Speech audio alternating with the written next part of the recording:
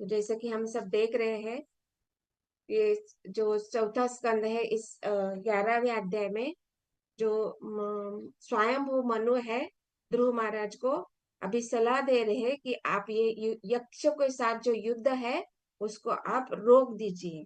क्योंकि क्या हो रहा है ना कि आपका ये जो भाई के प्रति जो प्रेम है वो दिखाई दे रहा है, और उस प्रेम के कारण क्या हो रहा है कि आप इतने निर्दोष यक्षों को भी आप वध कर रहे हैं। तो मतलब आप के भाई जो है वो केवल एक यक्ष के द्वारा मारा गया है, और इस यक्ष को पता नहीं था कि वो किस उद्देश्य से आए हैं, क्या कारण था वहां पे उनके प्रदेश में प्रवेश करने का, ये भी जान नहीं पाए हैं। और वो उत्तम कौन है, इनको भी वो न जानने के कारण वो अनजाने में ही उन्होंने वध कर दिया है। लेकिन अभी स्वयंभू मनु श्लोक संख्या 9 में समझा रहे हैं कि आप अपने भाई के प्रति इतने वत्सल है कि वो भाई का वध के कारण क्रोधित होकर आपने इन यक्षों पर हमला बोल दिया है। और एक यक्ष की सजा जो है बहुत सारे यक्षों को मिल रही है, और वो सारे बहुत सारे जो यक्ष है वो कैसे है, बिल्कुल ही निर्दोष है। उनको कोई पता ही नहीं है कि किस कारण से ये युद्ध हुआ जा रहा है। दैट मीन्स यहाँ पे क्या बताया जा रहा है कि मनु महाराज उनको समझा रहे हैं कि आपका भाई के प्रति प्रेम तो समझ में आ रहा है, वो उस प्रेम के कारण आप क्रोधित हो चुके हैं, उसको भी समझ रहे हैं। लेकिन एक यक्ष की सजा आप सारे यक्ष समाज को नहीं दे सकते हैं, इतने सारे यक्षों को आप नहीं दे सकते हैं। दैट मीन्स यहाँ पे मनु महाराज एक प्रकार से युद्ध की जो नीति है वो समझाए जा रही है। मतलब क्या कि यहाँ पे ये जो युद्ध का उद्देश्य है वो कैसे होता है, युद्ध का उद्देश्य केवल धर्म तथा अधर्म के बीच में ही होना चाहिए। मतलब यहाँ पे जो आप युद्ध कर रहे हो या जो यक्षों के ऊपर हमला कर रहे हो, ये कोई धर्म के पक्ष में नहीं हो रहा है, क्योंकि यहाँ पे एक यक्ष के द्वारा आपके भाई का वध हुआ है, और आप सारे इतने निर्दोष यक्षों को वध कर रहे हैं युद्ध के द्वारा। तो ये कोई धर्म की बात नहीं है। इसलिए आपको ये धर्म और अधर्म क्या है इसको समझना होगा, जिसको श्लोक संख्या 9 में बताया जा रहा है कि आप ये सारे निर्दोष यक्ष का जो वध कर रहे हैं, ये जो है ये सारे जो विशेष अधिकृत जो पुरुष है, मतलब क्या कि ये सारे अधिकृत पुरुष मतलब क्या कि एक बात ये बताया जाता है कि वैष्णव के द्वारा किसी भी निर्दोष का वध स्वीकार्य नहीं है। और दूसरी बात यह बताया जाता है कि अधिकृत पुरुष जो देवी देवता है, जो देवी देवता जो हमारे हमसे भी बढ़कर होते हैं, क्योंकि वो भगवान के भक्त माने गए हैं। और ये जो देवी देवता है वो देखते हैं, जैसे हम जानते हैं कि वो दिक्पाल के रूप में हमारे ऊपर हम क्या कार्य करते हैं उसको वो देखते रहते हैं, और वो नोट करते रहते हैं कि हमारे द्वारा हम जो दैनंदिन जो कार्य करते हैं, तो हम ये कार्य किस उद्देश्य से, किस भाव से या किसके लिए हम कर रहे हैं, ये सारा नोट करते हैं। तो ये जो अधिकृत पुरुष है, मतलब एक तो शुद्ध वैष्णव के द्वारा, और दूसरी बात है ये जो भगवान के जो प्रतिनिधि है देवता स्वरूप, वो भी हमारे ऊपर ध्यान रखे हुए होते हैं कि हम कार्य क्या कर रहे हैं, और वो कार्य करने का क्या भाव है वो भी ऑब्जर्व करते रहते हैं, निरीक्षण करते हैं हमारे ऊपर। तो इसलिए बताया जाता है कि इनके द्वारा ये जो आप कार्य कर रहे हैं, ये धर्म के पक्ष में न होने के कारण इन अधिकारियों द्वारा ये स्वीकार्य नहीं है।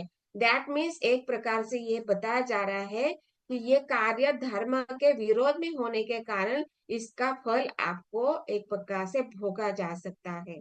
अभी ध्रुव महाराज तो भगवान के शुद्ध भक्त है, उनके लिए तो ऐसा ये कार्य जो वो कर रहे हैं, तो उनके लिए तो वो अनिश्चित रूप से ऐसा कोई फल भोगना नहीं पड़ेगा। लेकिन ये हमारे लिए बताया जा रहा है कि ऐसे जो धर्म के विरुद्ध जब हम कार्य करते हैं तो उसके जो पाप स्वरूप जो कर्म हुए हैं उसके फल स्वरूप हमें दुख भोगने पड़ते हैं, कष्ट भोगने पड़ते हैं। ये बात यहाँ पे समझाई जा रही है कि मतलब जो हमारे कार्य होते हैं वो हमेशा ही धर्म के पक्ष में होने चाहिए। जो धर्म के नियम जो हमें शास्त्रों में बताए गए हैं, जो हमें गुरु मार्गदर्शन बताते हैं, जो हमें साधु के द्वारा बताए जाते हैं, उन मार्गों को ही हमें, उन धर्मों को ही हमें स्वीकार करना है। और उसके अनुसार ही हम जब कार्य करते हैं तो ये सारे जो अधर्म के मार्ग के द्वारा जो हम पाप कर्म करते हैं उससे हम बच जाते हैं और केवल हम पुण्यमय मतलब धार्मिक कर्म को ही करते रहते हैं। लेकिन यहाँ पे बताया जा रहा है कि अभी यहाँ पे जो पुण्यमय कार्य है उसको भी भक्त नहीं चाहता है, क्योंकि भक्त के पास इतना ज्ञान होता है कि वो पाप कर्म क्या है, पुण्य कर्म क्या होता है और इन दोनों कार्य से क्या फल प्राप्ति होती है, उसको अभी ज्ञान भक्त के पास होता है। अभी पाप कर्म का तो सारे सर्व सामान्य जीव जानते हैं कि पाप कर्म से हमें दुख कष्ट मिलने वाला है। लेकिन जो सामान्य जीव है वो जानते हैं कि पुण्य कर्म करने से हमें कुछ उच्च फल की प्राप्ति होगी। जैसे पुण्य कर्म से बहुत सारे सकाम कर्मी होते हैं तो वो स्वर्ग की प्राप्ति करते हैं, तो इसलिए अलग अलग प्रकार के पुण्य कर्म करते हैं। लेकिन वहां पे क्या होता है, इन कर्मों के द्वारा उनको स्वर्ग तो प्राप्त हो जाता है अगर वो सही विधि से सकाम कर्म कर्म कांड विधि को अपनाते हैं और अपने इस कर्म कांड विधि में भी वो भगवान के ऊपर श्रद्धा रखते हैं। भगवान की जो भक्ति के जो नियम है वो भी अगर इस कर्म कांड में मिश्रित करते हैं, मतलब कर्म कांड करते करते भगवान की जो विधि है उसको भी साथ में करते हैं, तभी उनको वो फल प्राप्ति होते स्वर्ग आदि आनंद भोग करने का। और इसमें ये जो आनंद प्राप्ति होती है, ये जो आनंद की प्राप्ति है वो समझ नहीं पाते हैं कि ये क्षणिक आनंद है। लेकिन ये भक्त जान पाते हैं कि ये जो कर्म कांड के द्वारा जो स्वर्ग प्राप्ति या जो आनंद की सुख की जो प्राप्ति मिलने वाली है वो कुछ समय के लिए, कुछ शरीर के मतलब कुछ विशेष समय के लिए ही वो प्राप्त होती है।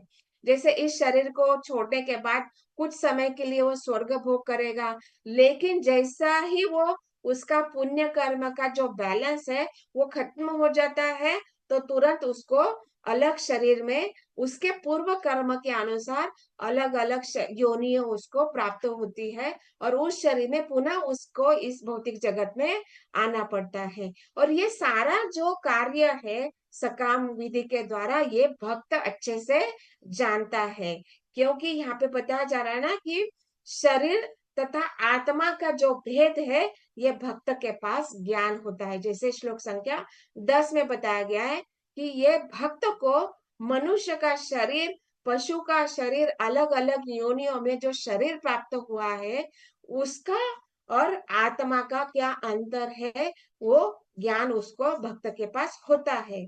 इसलिए भक्त को ये समझना होगा कि हमारे कार्य क्या धर्म के अनुसार है, क्या हमारे कार्य केवल पुण्य कर्म करने के लिए है, या हमारे कार्य हम भक्त के स्वरूप में कर रहे हैं, ये ज्ञान वहां पे होना चाहिए। मतलब ये जो भेद है ये तीन प्रकार के, मतलब हमारे कार्य के अंदर जो भेद है ये एक भक्त को अच्छे से ज्ञात होता है।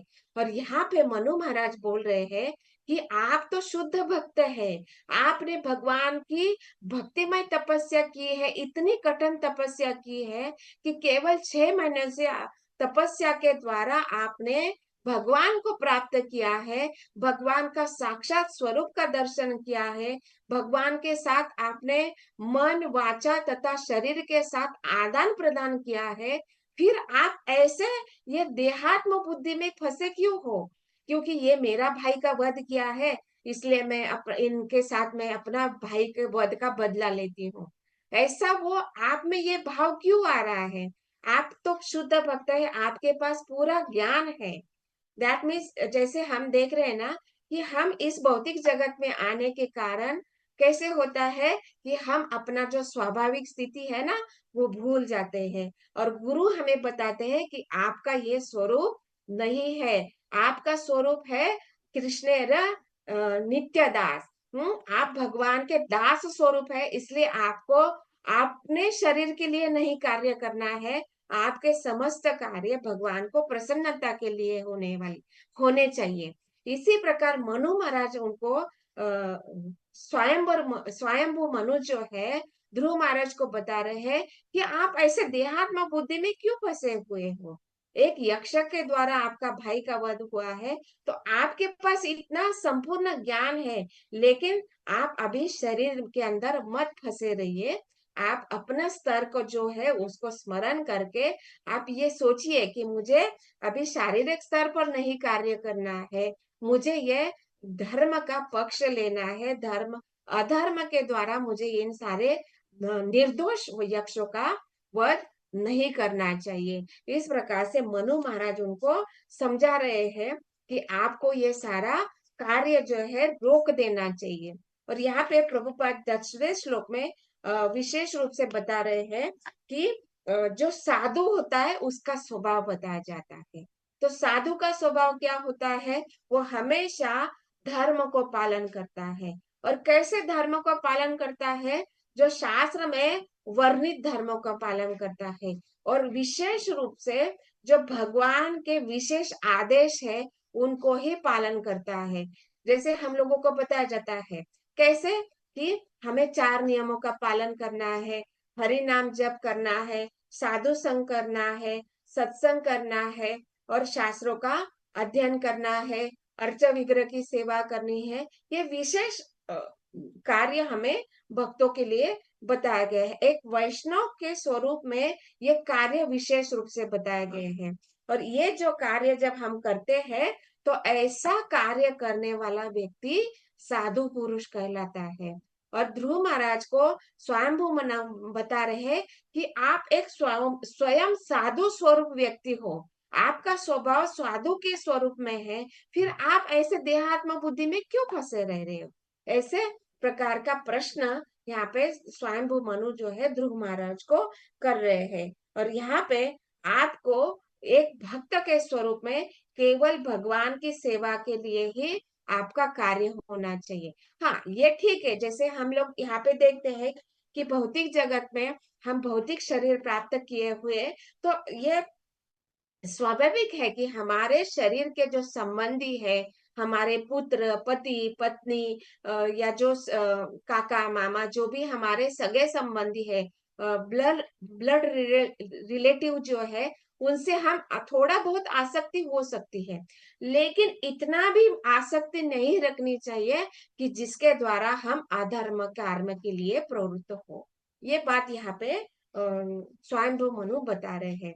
और हमारा कार्य इन सारे सगे संबंधियों के साथ रहते हुए हमारा केंद्र बिंदु होना चाहिए कि भगवान को ही प्रसन्न करना। जैसे नारद पंचरात्र में बताया गया है कि हमारी जो इंद्रिया है, सारी की सारी इंद्रिया, जैसे हमारे जो शरीर है, हमारे शरीर के अंदर 11 प्रकार की इंद्रिया है, तो इन सारी 11 इंद्रियों को हमें भगवान की सेवा के अंदर रखनी चाहिए। इस बात को ध्रुव महाराज को स्मरण दिला रहे हैं स्वयंभू मनु। ऐसे तो स्वयंभू मनु के द्वारा ध्रुव महाराज को ये स्मरण दिलाने की आवश्यकता नहीं है, लेकिन ये उनके द्वारा हमें समझाया जा रहा है। जैसे अर्जुन को ये सारा जो ज्ञान है, भगवत गीता ज्ञान देने का भगवान को आवश्यकता नहीं है, क्योंकि अर्जुन तो भगवान का साक्षात पार्षद है, नित्य पार्षद है। हमेशा जब भी भगवान अवतरण लेते हैं तो अर्जुन हमेशा ही उनके संगी के रूप में हमेशा रहते हैं। लेकिन भगवान ने जानबूझकर अर्जुन को वो विस्मृति प्रदान की, जिससे वो भ्रमित हो जाए और युद्ध के लिए वो ना करने की चेष्टा करे, और वो सोचे कि मैं अपने गुरुजन साधुओं को कैसे, भाई बंधु सगे को कैसे मैं मार सकता हूँ, इस प्रकार की विस्मृति भगवान के द्वारा दी गई, जिससे वो प्रश्न पूछे और भगवान के ऊपर, मेरे ऊपर शरणागत हो जाए, जिससे मैं गीता, जो भगवत गीता है, उसको पुनः प्रस्थापित करूं। इस प्रकार का ये भगवान और भगवान के जो शुद्ध भक्त है अर्जुन के द्वारा ये बताया गया कि कैसे एक शुद्ध भक्तों को, एक व्यक्ति को कैसे भगवान के प्रति शरणागत होने चाहिए, और कैसे जिस प्रकार से अर्जुन ने वो गीता सुनी, उसी प्रकार से हमें जीव को भी उसी उत्कंठा से भगवत गीता सुननी चाहिए, उसका ज्ञान हमें प्राप्त करना चाहिए।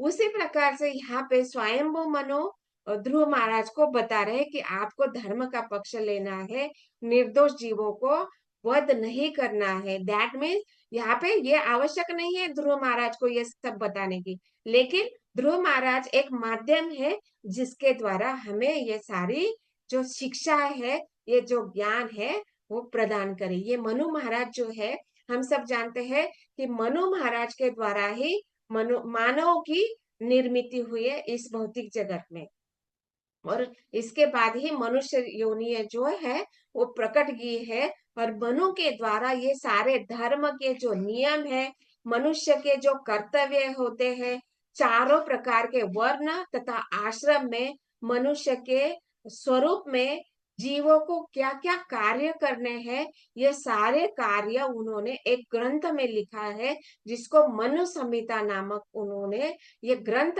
हमें प्रदान किया है, जिसमें सारे वर्ण तथा आश्रम में हर एक मनुष्य के क्या क्या कर्तव्य है वो उन्होंने समझाए हैं। और यही बात यहाँ पे मनु जो है ध्रुव महाराज को याद दिला रहे हैं कि आपको एक शुद्ध भक्त के रूप में कार्य करना है, देहात्म बुद्धि में नहीं फंसे रहना है। जैसे कि हम इस भौतिक जगत में देखते हैं कि हमें शरीर प्राप्त होने के कारण, जैसे 84 लाख योनियां हैं, और इस भौतिक जगत में हम देखते हैं कि हम मनुष्य योनि प्राप्त किए हैं, कोई जीव अलग अलग शरीर प्राप्त किए, जैसे कुत्ते, बिल्ली, बाघ, चीता, शेर, हाथी, चींटी, जो विष्ठा का जो अंदर जो जो जीव होता है, कीट होता है, उसको भी शरीर प्राप्त किए हैं। और इन सारे शरीरों को, इन सारे जीवों को भगवान ने हर प्रकार की, वो शरीर को बनाए रखने के लिए हर प्रकार की सुविधा दे रखी है। मतलब शारीरिक सुविधा तथा भौतिक सुविधा। उस शरीर को बनाए रखने के लिए उसको आहार, निद्रा, भय तथा मैथुन, ये सारे जो आवश्यक कार्य चीजें हैं, वो सारे प्रदान कर रखी है। और इन शरीरों में उन्होंने जैसे अलग अलग प्रकार के इस भौतिक जगत में होने के कारण वो 3 गुणों से बंधा हुआ है, 7 प्रकार के उसको कष्ट मिलते रहते हैं, ये सारा भगवान ने दे रखा है। लेकिन मनुष्य जो है वो विशेष कहा गया है, क्योंकि मनुष्य की जो चेतना है वो विकसित होती है, इसलिए वो भेद कर सकता है कि कौन से कार्य धार्मिक है और कौन से कार्य अधार्मिक है, कौन से कार्य हमें करने चाहिए, कौन से कार्य हमें नहीं करने चाहिए। ये जो विकसित चेतना है, ये बाकी योनियों में नहीं मिलती है, केवल मनुष्य योनि में ये प्राप्त होती है। इसलिए यहाँ पे बताया जाता है, श्रील प्रभुपाद तात्पर्य में लिख रहे हैं कि जो जो पशु होते हैं वो क्या है, एक पशु सोचता है दूसरा पशु मेरा आहार है। ये मतलब क्या बताया जा रहा है कि इस भौतिक जगत में जो फूड चेन है, जो अन्न श्रृंखला जो है वो बताया जा रही है, क्योंकि भगवान ने ये सारे जो जीव बनाए हैं उसके लिए सुविधा दे रखी है ना। मतलब देखिए, एक जो बाघ है, इसका अन्न क्या है, दूसरे जो छोटे पशु है उसको मारकर खाना, ये उसके लिए अन्न है। अगर उसको कोई शिकार प्राप्त नहीं होता है तो वो भूखे मर जाता है, लेकिन किसी भी प्रकार का घास या वनस्पति वो नहीं खाता है। अगर उस बाघ को शिकार प्राप्त नहीं हुआ है या किसी अन्य पशु का मांस नहीं प्राप्त हुआ है तो भूखे मर जाता है। या फिर कभी कभी देखा जाता है कि वो अपने ही सगे संबंधी मतलब अपने बच्चों को भी मारकर वो खा सकता है। जब ऐसी क्रिटिकल सिचुएशन होती है कि उसको मांस अगर प्राप्त नहीं होता है तो वो मारकर खा सकता है।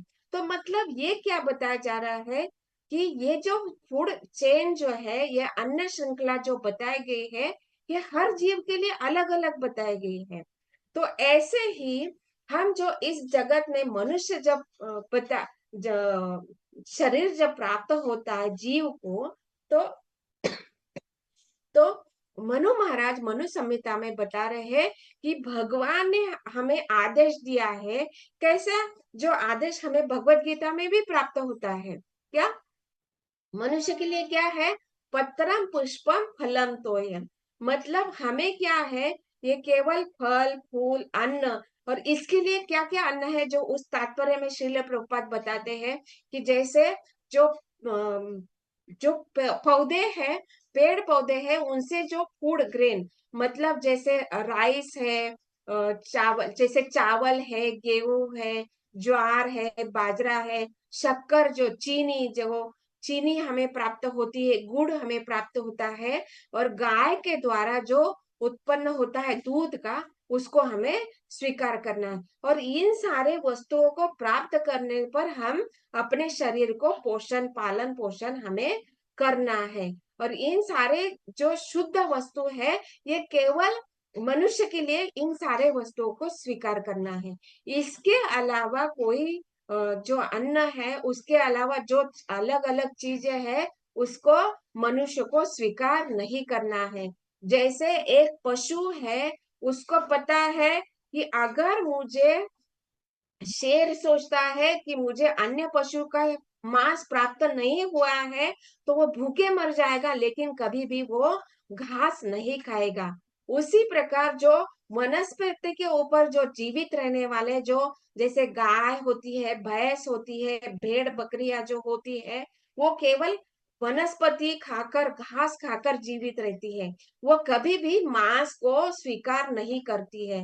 दैट मीन्स जो पशु है, उसको इतना ज्ञान भगवान ने दे रखा है कि आपको जो दिया गया है उसको ही स्वीकार करना है। वो दूसरे के जो दिया गया जो कोटा है उसको कभी भी लेता नहीं है।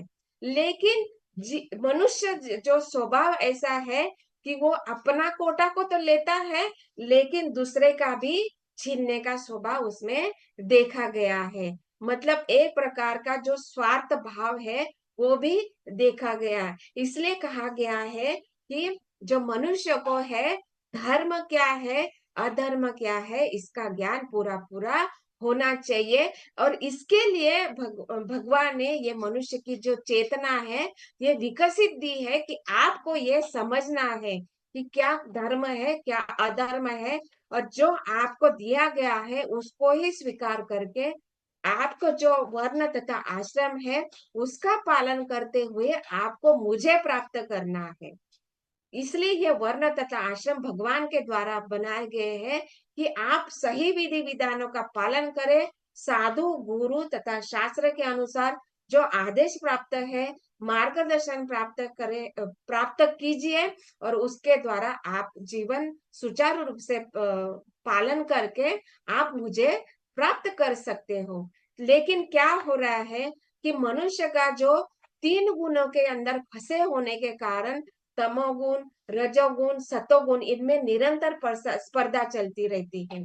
और इन गुणों के कारण फंसे होने के कारण वो कार्य क्या होता है, वो केवल अपनी इंद्रिय तृप्ति के लिए कार्य करता है, और वो अपने सारा जो स्वाभाविक स्वरूप है, जो अपना स्वभाव है, उसको भूलकर एक पशु का स्वभाव अपनाता है। मतलब अपने लिए जो कार्य करना है उसको भूल जाता है, और जो दूसरा कार्य कर रहा है उसको अपनाता है। ऐसे इसलिए क्या होता है कि ये जो आहार निद्रा भय मैथुन, ये सारे जीवों के लिए दे रखा है। लेकिन खास करके हम देखते हैं कि मनुष्य जो है, ये आहार निद्रा भय मैथुन तथा जो कार्य है, ये सारे इसमें आहार निद्रा तथा मैथुन, ये जो तीन कार्य है, ये सारे तीन कार्य भय के कारण करता है।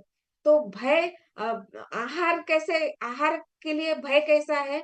अगर वो सोचता है अगर मैं कुछ खाऊंगा नहीं तो मैं मर जाऊंगा, ये भय उसके अंदर होता है। या फिर उसको वो सोचता है अगर मैं ये नहीं खाऊंगा तो मुझे अलग अलग प्रकार की बीमारी हो जाएगी। इस भय के कारण वो अलग अलग गलत कार्य करता है। जैसे मतलब बताया गया ना कि वेजिटेरियन हमें फूड लेना है, जैसे पत्रम पुष्पम फलम तोयम, दूध शक्कर चीनी, इसको ही हमें स्वीकार करना है।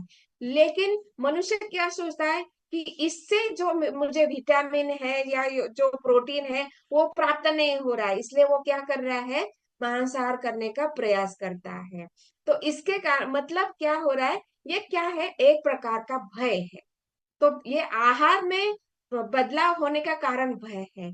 उसके बाद बताया जाता है निद्रा। वो सोचता है कि मैं पर्याप्त नींद नहीं लेता हूं तो मैं बीमार पड़ सकता हूँ। बीमारी मतलब अनिद्रा का शिकार मैं हो सकता हूँ, या कुछ अलग अलग शारीरिक परेशानी, व्याधियां मुझे प्राप्त हो सकती, ये भय उसके अंदर रहता है। और मैथुन के लिए क्या सोचता है कि अगर मैं पुत्र उत्पन्न नहीं करूंगा तो मेरा पिंडदान कौन करेगा, मेरा अगला जो कार्य है, मेरा वंश चलता रहना चाहिए, मेरा जो नाम है वो चलता रहना चाहिए। अगर मैं पुत्र उत्पन्न नहीं करूंगा तो मेरा वंश आगे कैसे चलेगा, ये भय उसके अंदर रहता है। इसलिए ये क्या होता है ना, ये जो मनुष्य जो जीव है, मनुष्य में जो जीव है स्थित है, वो अलग अलग भय के कारण ये सारे जो नियम है, भगवान के द्वारा आदेशित जो नियम है, उसको तोड़कर वो अधर्म में प्रवृत्त हो जाता है। इसलिए यहाँ पे बताया जा रहा है, श्रील प्रभुपाद बताते हैं कि हम देह तथा आत्म बुद्धि को भूलकर पशुवत कार्य करने लगते हैं। मतलब क्या कि एक भक्त को ये जानना है कि देह क्या है, आत्मा क्या है, और हम कौन से कार्य करने चाहिए। मतलब ये सोचना है कि देह अलग है और आत्मा अलग है। तो हमारे कार्य जो होते हैं वो केवल देह के लिए नहीं होने चाहिए। मतलब क्या कि पूर्ण रूप से नहीं, हमें इतना कार्य करना आवश्यक है कि इस शरीर में, इस देह में जो आत्मा स्थित है उसका हमें परमात्मा के साथ योग करना है। मतलब इसको हमें परमात्मा के साथ जोड़ना है, इस आत्मा को। मतलब परमात्मा के साथ हमारा संबंध क्या है इसको जानना है। इसके लिए हमारा शरीर के लिए जितना आवश्यक है उतना कार्य, ये आहार निद्रा भय मंथन को तो करना है, क्योंकि ये शरीर बनाए रखेंगे तभी वो आत्मा इसमें रहेगी, और तभी हम कार्य कर पाएंगे, और तभी हम हमारा आत्मा के साथ, परमात्मा के साथ हमारा संबंध हम जोड़ सकते हैं। कैसे? हम सब जानते हैं गुरु साधु शास्त्र के द्वारा हम 5 प्रकार के रस है, इसके साथ साथ अलग और 7 प्रकार के भी रस बताए गए हैं। इनके द्वारा हम भगवान के साथ आदान प्रदान कर सकते हैं। दैट मीन्स हम आत्मा के स्तर पर जब स्थित हो जाएंगे तब हम परमात्मा के साथ अलग अलग स्तर पर आदान प्रदान कर सकते हैं। इसके लिए जब, लेकिन ये कब कर पाएंगे, जब इस आत्मा में, मतलब इस शरीर में जो आत्मा स्थित है उसको जब हम बहुत अच्छे रूप से बनाए रखेंगे। दैट मीन्स यहाँ पे हमें ये शरीर को बनाए रखना भी बहुत आवश्यक है। लेकिन यहाँ पे क्या बताया जा रहा है, ये शरीर बनाए रखना तो आवश्यक है, लेकिन इस शरीर को बनाए रखने के लिए हमें जो धार्मिक विधि है, जितना हमें बताया गया, जितना कोटा हमारे लिए उपलब्ध कराया गया है उसको ही स्वीकार करना है। किसी अन्य का कोटा भाग जो है हमें उसको अपनाना नहीं है या उससे वो छीनना नहीं है। इसलिए यहाँ पे देहात्म बुद्धि को हमें समझना है। देह अलग है, आत्मा अलग है। तो शरीर के लिए जैसा अन्न की आवश्यकता है, उसी प्रकार आत्मा का भी एक अन्न की आवश्यकता है। तो आत्मा के लिए क्या अन्न बताया गया है, तो ये शास्त्र का अध्ययन करना, नाम जप करना, आत्मा के लिए भगवान के साथ संबंध जोड़ना। कैसे? अर्चा विग्रह की सेवा करके, धाम वास करके। ये जो 5 प्रकार के भक्ति के अंग बताए गए हैं, ये जब करेंगे तो हम आत्मा को परमात्मा के साथ जोड़ पाएंगे। और इसलिए यहाँ पे स्वयंभू मनु बता रहे हैं कि आप जानते हैं, आप आत्मा के स्तर पर हो, आपका साथ भगवान, आपका भगवान के साथ, परमात्मा के साथ संबंध जुड़ा हुआ है, आपका भगवान के साथ साक्षात आदान प्रदान हुआ है। तो फिर आप इतना ज्ञान रखते हुए आप ये कैसे भूल जा रहे हैं कि आप निर्दोष यक्षों का वध कर रहे हैं। इसलिए ये याद दिलाने के लिए स्वयंभू मनु वहां पे बता रहे हैं कि आप आत्म साक्षात्कारी पुरुष हो। केवल आत्म साक्षात्कारी नहीं, तो आपने साक्षात भगवान का भी दर्शन किया है। तो फिर आप इस प्रकार के देहात्म बुद्धि में क्यों फंसे हो? और आप जैसे एक पशु दूसरे पशु को मार रहा है, उसी प्रकार से ये अधर्म का व्यवहार क्यों कर रहे हो? ये मत कीजिए। इसके लिए स्वयंभू मनु उनको मार्गदर्शन कर रहे हैं कि आप अभी एक पशु के जैसा आचरण मत कीजिए, और इस प्रकार से आप एक भक्त को साधु स्वरूप होना चाहिए। मतलब जैसे जो साधु होता है वो कैसे किसी भी अन्य जीव को कष्ट नहीं पहुंचाना चाहता है, उसी प्रकार एक भक्त का स्वभाव होता है, वो किसी भी जीव को कष्ट नहीं देना चाहता है।